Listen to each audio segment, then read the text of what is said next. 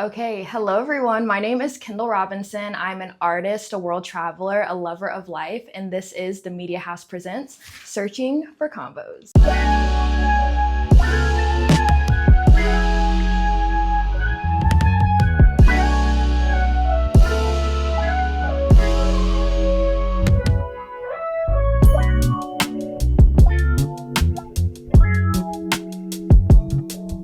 Welcome.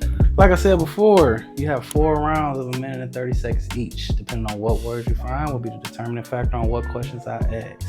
I'm gonna count you down in 3 seconds. I flip it over. Yep. All right. Are you ready? Yeah. 3, 2, 1, go.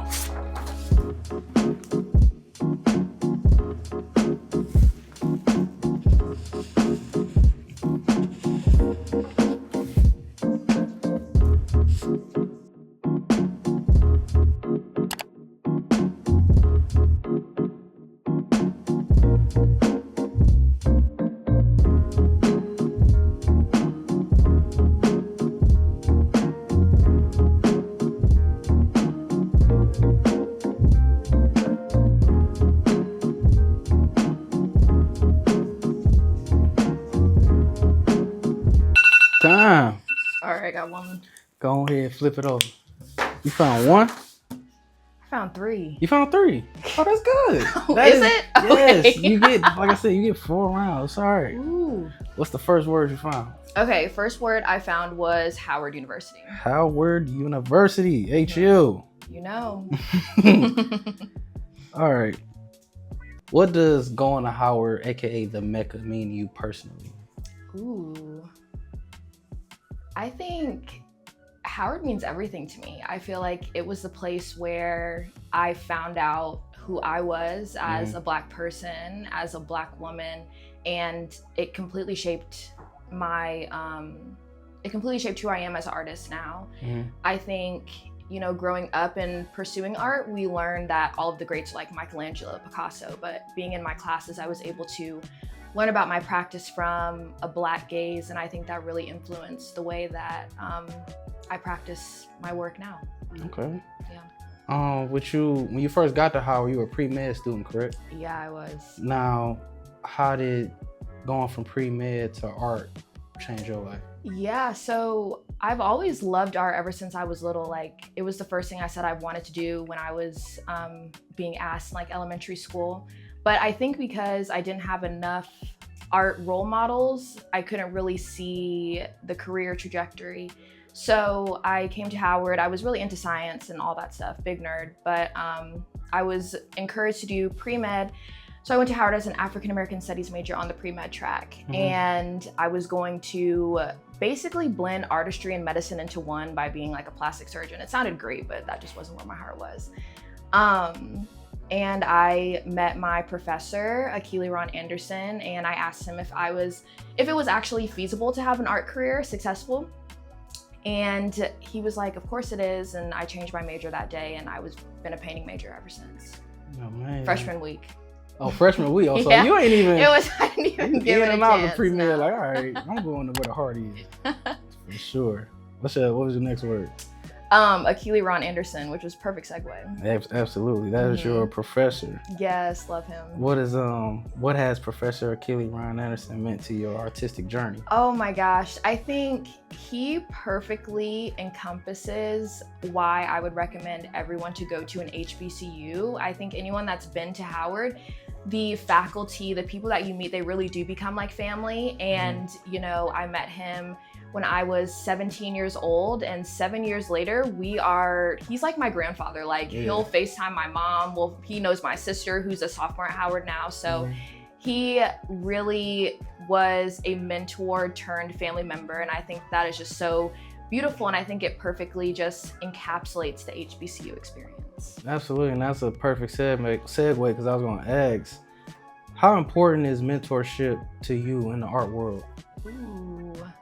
I think it's really important, especially because, you know, I don't really have a lot of contemporaries that are painters or kind of doing the things that I'm doing. So I think if I can be the person that maybe younger me needed to encourage them to pursue their passions, then I want to be that. I think that's why I'm really big on posting my journey on social media. And it's been really humbling and heartwarming to hear all the people saying how inspired they are to chase their dreams after watching my videos. So I think mentorship is so important. Absolutely. Outstanding. What's your your last word? Spain. Spain. You traveled all the way to Spain to teach a new language. What did teaching abroad teach you about storytelling? Ooh, I think that moving to Spain, I had never been to Spain before. I didn't speak Spanish, only hola and adios. That's all I had. As a lot of us. Yeah. Yeah. So I think that being in a very, very, very Spanish speaking city too, human connection transcends just language. And I could see that with the connections I was with my kids, my coworkers, and I was able to communicate with art. I did 2 murals when I was out there. So being able, you figure out different ways to communicate. And wait, say the question one more time. What did I ask? Oh, I said, what did teaching abroad teach you about storytelling? Oh, okay, like being yes. a storyteller. Okay, yes. I think going back to what I was saying, you don't have to speak the same language to tell a story. And I think that a lot of the things that people want to communicate can be felt by just kind of your energy. So I really had to lean into alternate ways to connect with humans. And I think it honestly influenced my communication style to this day in a positive way. How do you feel living in Spain changed you creatively? Ooh. Living in Spain gave me the opportunity to travel a lot. When I was over there, I went to 13 new countries, and I was able to travel to a lot of like diasporic pockets. And so visiting the continent of Africa for the first time, like that was completely life-changing. And I think that being able to interact with those cultures, those communities, the vibrancy of the colors, like the importance of human connection, like it influenced my work 100%. No, absolutely. Yeah. Absolutely. We're gonna move on to round 2. Oh my gosh, I'm sweating. In 3, 2, 1, hit it.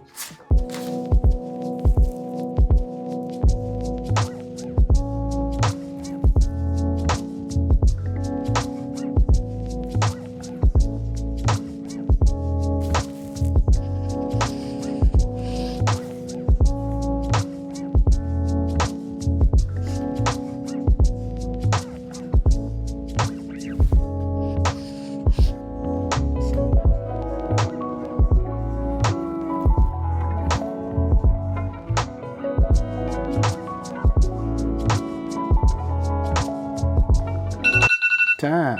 Okay, I got 3 more. Hello. So you moving? All right. You moving and Let me grooving? make sure I remember the ones. 1, 2, 3. Okay. What's the first one? 7 Wonders. The 7 Wonders. Not a lot of people have been able to say that they've been to all of them. Yeah. What did seeing all 7 wonders teach you about perspective? Ooh, perspective. I think that the 7 Wonders literally started off as a random side quest that I made when I was 23. I had seen my 3rd world wonder at that point, the Colosseum in Italy. And I was like, okay, well, I'm moving to Spain soon. Why not just see all of them? So I was like, all right, let's see. I think it really speaks to how my perspective on life. I'm a professional shot shooter. I never tell myself no. And I think and dream really, really big. So it was just really cool to put something out there and have it manifest. So the perspective that I gained from it is that, you know, you can do anything you want in life. And it sounds super cliche, but it's really true if you just put the work behind it. So yeah. Out of all 7, which one would you say was your favorite and why? Ooh, the Taj Mahal. Okay. Especially because of the story behind it. The emperor who made the Taj Mahal made it for his wife, and just beautiful representation of love, and the craftsmanship is insane. Like, it's completely symmetrical. So beautiful, beautiful, beautiful. And then I'm a Libra. It's hard for me to make decisions. So I'll do Petra as coming in as my number 2. That was beautiful. I did like a 10-mile hike, got like over 20,000 steps that day, riding on camels and donkeys and just walking through the ancient city of Petra. It was just, again, stunning, beautiful representation of human craftsmanship. It was beautiful. Amazing. Yeah. What was the next word? Oh, it was side quest. I'm about to say, you can flip it over. Okay, I didn't know if that was Side cheating quest. or not. Yeah, side quests.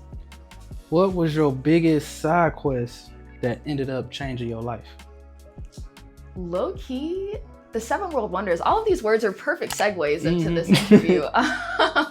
But I think that the side quest of the 7 world wonders changed my life in the sense that that's what got me on the Tamron Hall Show. And it kind of just further solidified just me having these big goals, reaching them, and gave me further motivation to just keep shooting and reaching for the stars. So I think that changed my life and just made me realize that anything that I set my mind to is possible, which is really cool. How important is it to say yes to side quests? Whether, I ain't even gonna say side quest, some people will call it like a detour. Like it might not have been a part of your main plan, but how important is it to say, you know what, I'm gonna say yes to? I think it's very important because even like a detour or a pivot, it's still a part of your journey and it'll get you to where you're supposed to be now. Right. So like moving to Spain, that was really random. Like that was so random. And how long were you out there? I was there for almost a year. Okay.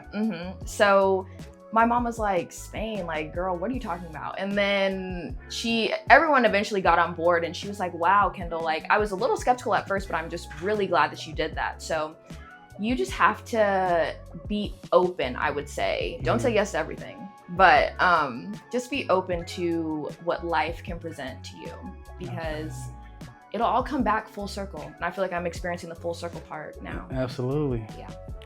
Next word? Oh, Art Basel. Art Basel. When you first got to Art Basel, I heard that your art was accepted. What did that moment feel like? Did you feel like I belong here?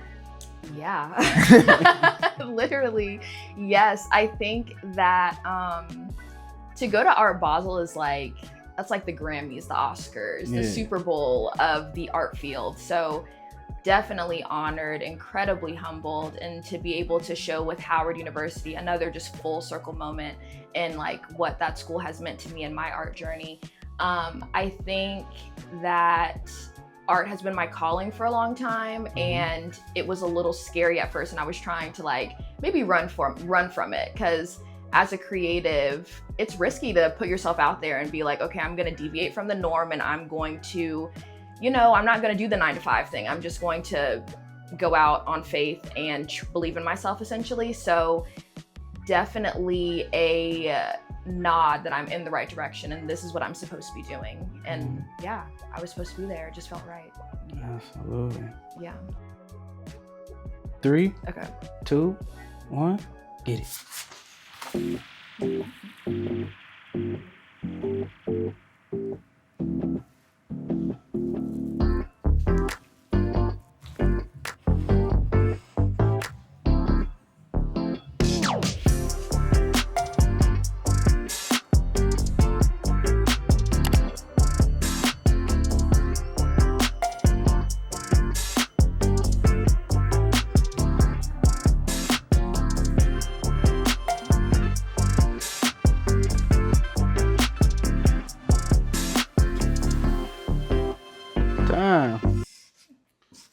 Go ahead, flip it over. How many we get this round? 2. 2. Yeah. Very good. Moving and grooving, baby. What's your first word? It was faith. Faith. How has faith guided your decisions as an artist? I mean, it's guided every single one. I think my life has just been a culmination of leaps of faith, specifically switching from pre-med to art, going out on that limb and essentially deviating from what I've been telling people I've wanted to do for years and years. Going to Spain, not knowing anyone, not speaking the language, another leap of faith. Just putting myself out there constantly requires a lot of faith. Luckily, I feel like because I know it's what I'm supposed to be doing, I don't really get caught up in the anxiety of posting or like how am I going to be perceived, because I know this is what I'm supposed to be sharing. So it doesn't really, I don't get caught up in that way, but I'm just constantly going back to my faith in God, and just whenever I do get discouraged, just remembering why I'm doing this, and it helps bring me back to center. What would you say faith looks like in your daily routine? Ooh.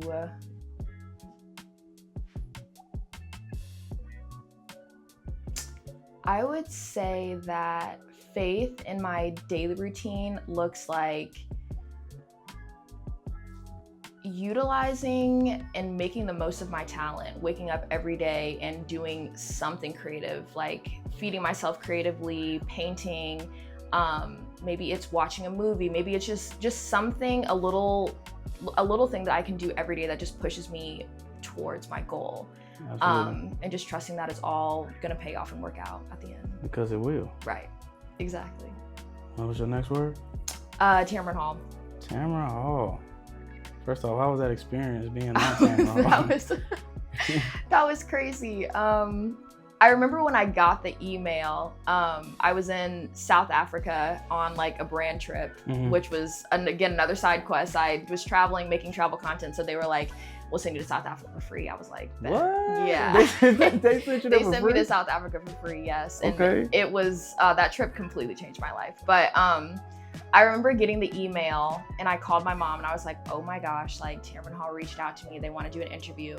And so everything was moving forward, and I got another email saying basically that they had to postpone my interview because of the fires in LA. Okay. So I was like, oh my gosh, again, I had to lean on faith and just remember that like perfect timing, everything would work out. And they ended up reaching back out and I got my spot to go on the show in February. Super cool experience. I had been on, this sounds like, not in a non-humble way, I had been on TV before, so like I'm kind of familiar. You want to create a space, you're gonna always be on TV. That's all right. So I'm like, I was familiar with like the way that the studio works, but it was super cool for them to be like, okay, like we have your flight booked, we have your hotel, you're gonna come to the studio at this time. And it was just a really, really, really cool experience. Yeah, it was awesome. Yeah. That's the best way to put it. How did that national exposure shift your confidence?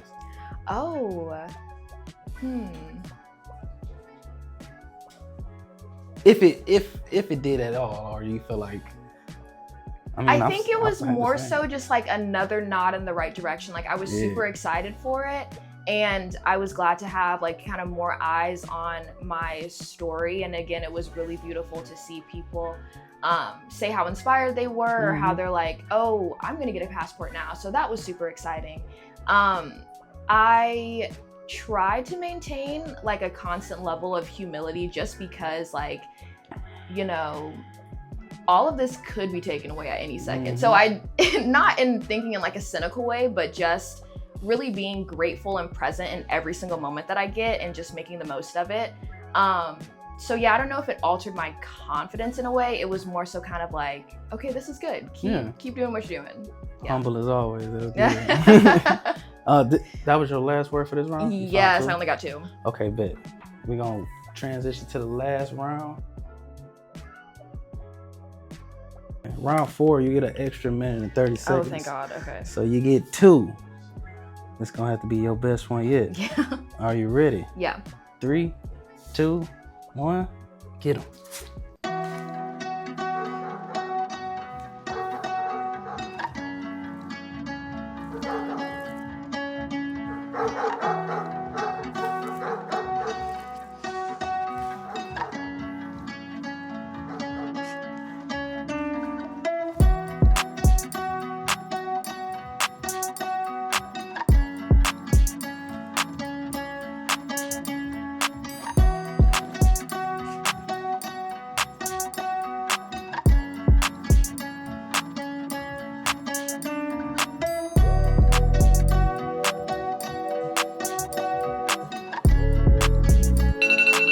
time. Stop. That was actually faster. That was the fastest round.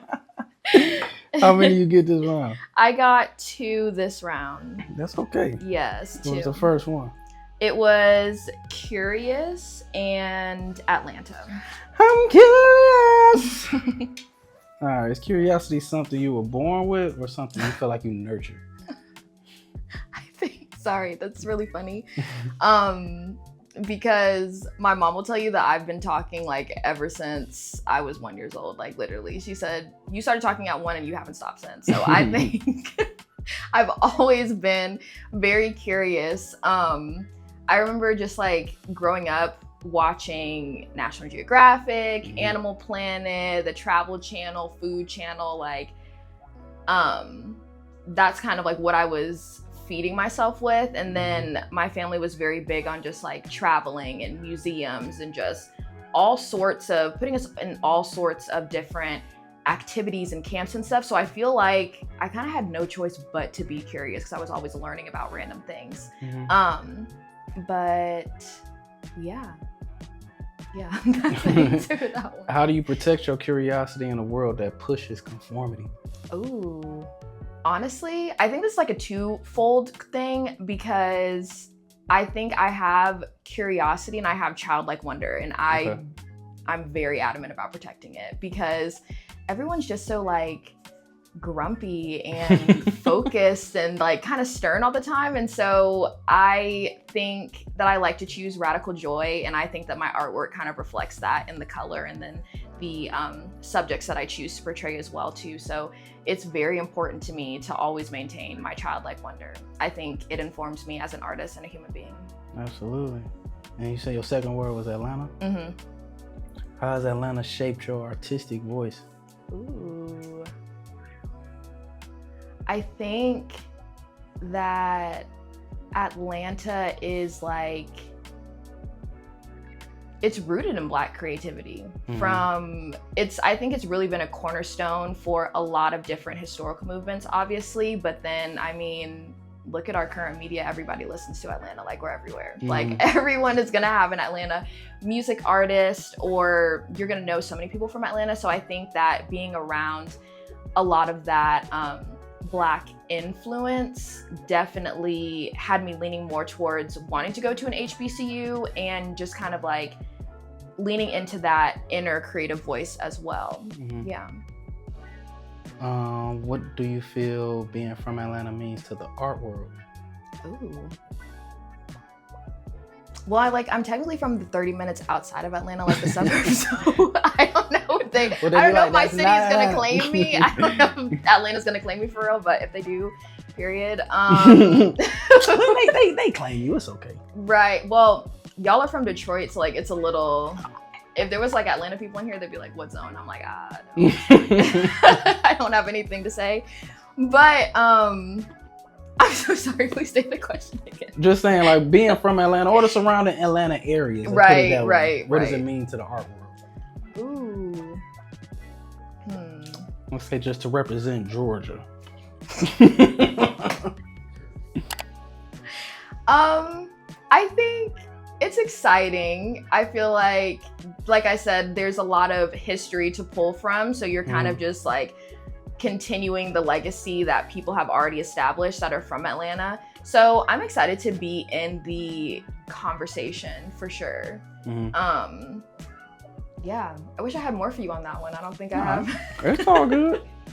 Now, you didn't find this word, but I did really want to touch on this. Okay. The Black ABCs. Yes.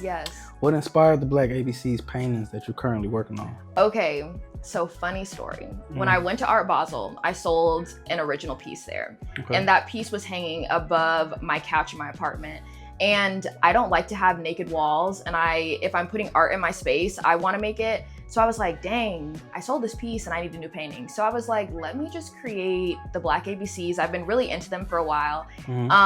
Little history, they were started by 2 educators in Chicago, and they basically created these materials so that inner city children could see themselves reflected in the classroom and in what they were learning. So basically the piece, it's in progress now, but it's going to be a commentary on Black education in America. So I have my 6 Black ABCs cards, and it's going to be on an Underground Railroad quilt, and then they're going to be different school supplies painted on top of it. Okay. Just essentially talking about how like throughout history, we've always found ways to educate ourselves, even when it wasn't allowed, even when we weren't in the majority.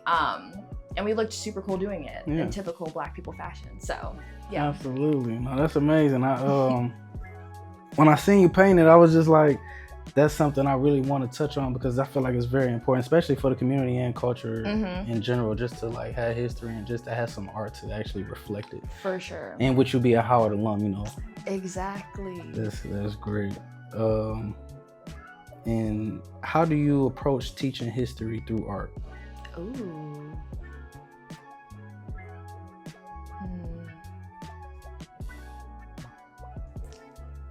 Genuinely, I just put stuff out there that I'm genuinely interested in. Yeah. I don't like when I'm making content or like putting stuff out there, I think it's easy for a lot of people to be like, okay, well, like, what does my audience want to see? I'm just kind of like, well, this is what I'm interested in right now. So I'm just going to talk get about whatever I say. Right. Exactly. So I think finding topics that I'm genuinely interested in, I have a passion about, it makes for better communication and learning anyways. So I'm just always reading and watching documentaries, and if I find a topic that interests me, I will research it and create a painting about it, or maybe an informational video, you know, you never know. Absolutely. Now we got a bonus segment. This is this or that, so don't think too hard into it. I'm giving you two options and you choose it, okay? Studio silence or music while you paint? Music. Abstract or portrait? Portrait. Atlanta vibes or overseas energy? Ooh, overseas. Side quest or straight path? Side quest. Curiosity or discipline? Curiosity. Art Basel or intimate gallery show? Ooh, intimate gallery show. Museum day or street art walk? Museum. Teaching art or creating art? Oh, that's so hard.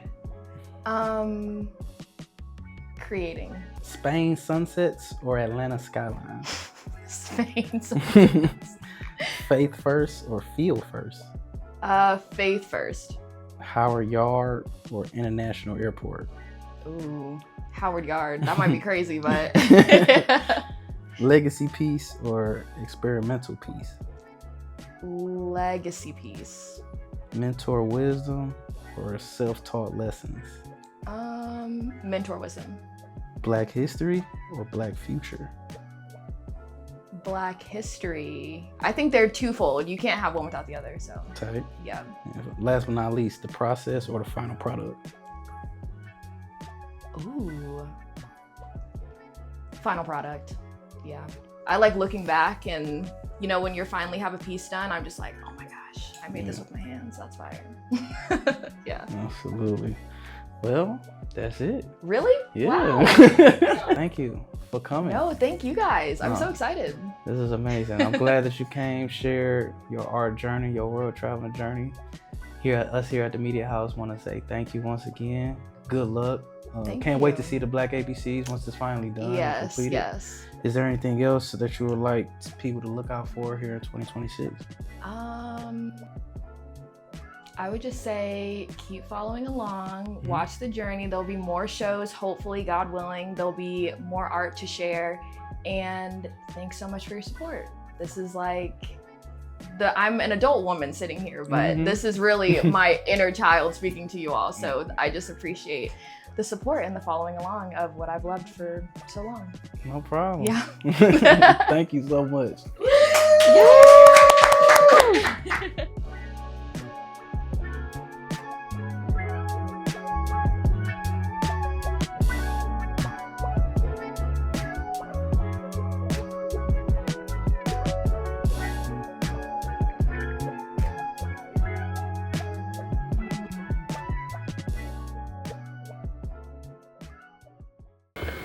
That worked for me.